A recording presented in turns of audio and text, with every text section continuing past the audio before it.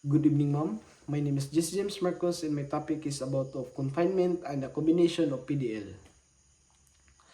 First is operating prison and penal farm. OPPF or operating prison and penal farm is supervised by the superintendent. PDL are placed in separate camps based on security level. Each camp is supervised by a camp commander with deputy commander. Camp handle administration, security, and reformation of PDL. So, operating prison and penal farm, it means managing everything inside the facility, security, inmates activities, and daily operation. All of these tasks are supervised by control by the superintendent who is overall head by the prison of the penal farm. And we have 5 camp types, which is Supermax or heinous crimes facility, maximum, medium, minimum, and last is RDC, reception and diagnostic center. First is Supermax. When we say Supermax or heinous crimes facilities, this is a dangerous crimes including murder, robbery, with homicide, human trafficking, kidnapping, rape, plunder, etc.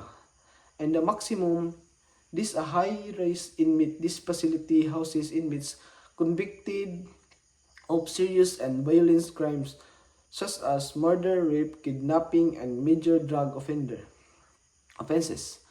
It is maintains strict security measures including armed guards, controlled inmates movement, and high perimeter walls to prevent escape and ensure safely. Next is the minimum. This facility houses low-risk inmates, such as those convicted of minor offense or nearing sentence completion. It has minimal security, allow inmate movement of agricultural work, and focuses of rehabilitation and reintegration in society. And also we have the medium. This facility houses inmate convicted of less serious offense or those are waiting transfer to higher or lower security prison.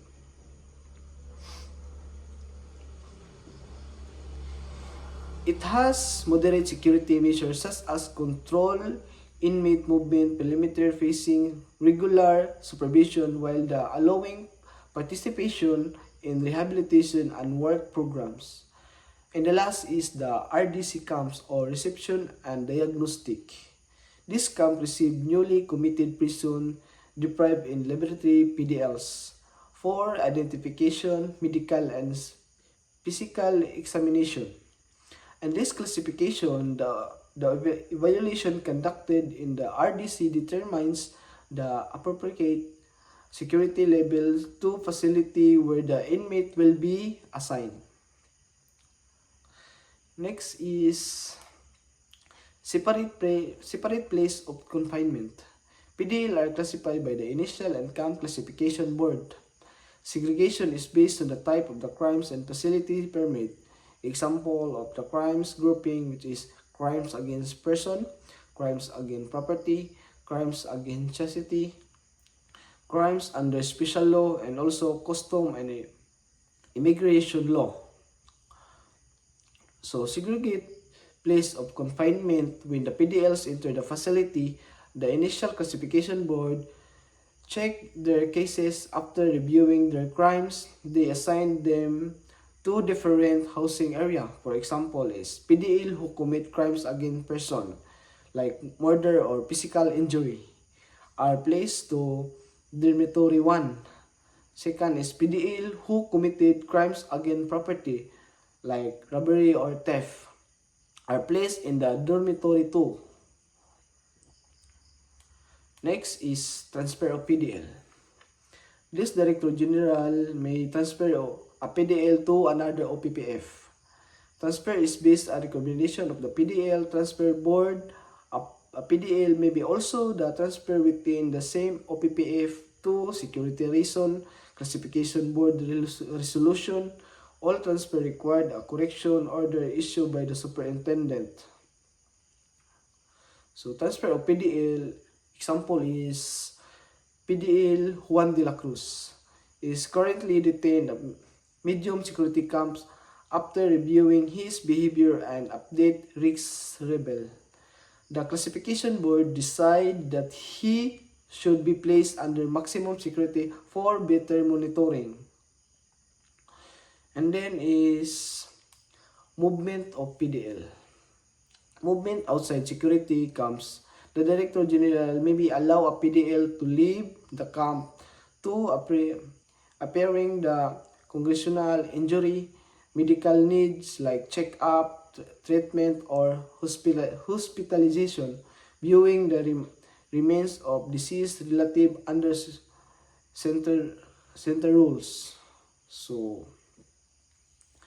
example of movement of PDL outside the security camp is PDL Marius. PDL Mario Santos, who under medium security received news that his mother has passed away. His family submit a written application asking permission for his to view the remains. They attach the required document, which is PSA or local service register, death certificate, or burial permit. So, rules of viewing remains, only medium or minimum security PDL may apply. Most apply is writing application, PCA or local service register, death certificate, burial permit, or another requirement documents. Next is another movement of PDL. For high risk or high profile PDL, approval must come from the Secretary of Justice, submitted at least 3 working days before. Allow up to 3 hours to view remains. PDL cannot pass other places to join to funeral process. Allow only if the location is within 30 kilometers from the facility. If beyond 30 kilometers, it may allow in the PDL returns within daylight hours of the same day. So, movement of PDL. For another example is when the PDL should not go to another place to join the funeral, it's only allowed if the location within 30 kilometers from the facility. And if he beyond 30 kilometers, the PDLs will she allowed if the goes and returns immediately that the same day. That's all. Thank you po.